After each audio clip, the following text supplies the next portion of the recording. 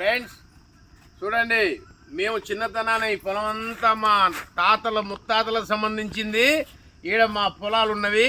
ఇక్కడ మా వాళ్ళు మామిడి తోట వేసారు. మామిడి తోట వేసి ఇప్పుడు చూడండి ఎట్లయిందో. మొన్న ఇంత ముందు కూడా నేను చెప్పాను, గాలి వానలకి మొన్న వచ్చిన గాలి వానలకి చూడండి కాయలు ఈ రోజు రాలినయా? ఈ రోజు రాత్రి రాలినవి.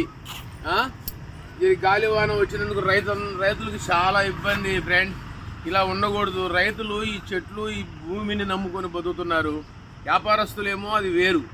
ఇవాళ ఇన్ని కాయలు రాలినాయి, పాపం వాళ్ళకి ఏమి ఉపయోగం చెప్పండి. వీళ్ళంతా కూడా మా సోమరాజపల్లి గ్రామస్తులు. వీళ్ళందరూ కూడా చూడండి చెట్లు అన్నీ ఎట్లా ఉన్నాయో. కొమ్మలు కూడా గాలికి ఇరిగిపడ్డాయి.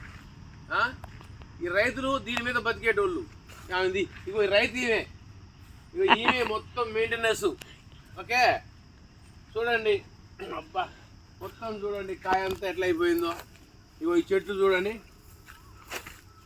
ఇగోండి ఇవి ఇప్పుడు ఉన్నాయి.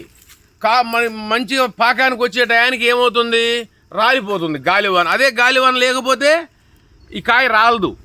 చూడండి ఎట్లున్నాయో. ఇగో చూడండి, పండిందా ఇది? పండలేదు, కాకపోతే ఏంటంటే ఇప్పుడిప్పుడే ఎర్రగా వచ్చింది కాయ. ఇవన్నీ కూడా గాలి కొడితే మాత్రం రాలిపోతున్నవి. అందులో రైతులకి కలుస్తున్నాయి. లాభం కాదు, రాలిపోతే ఏమి. చూడండి ఈ కాయ చెట్టు మీదనే కొంచెం కలర్ వస్తే మంచి కాయ అండి. ఇక్కడ సోమరాజపల్లి గ్రామంలో ఇక్కడ మంచి తోటది.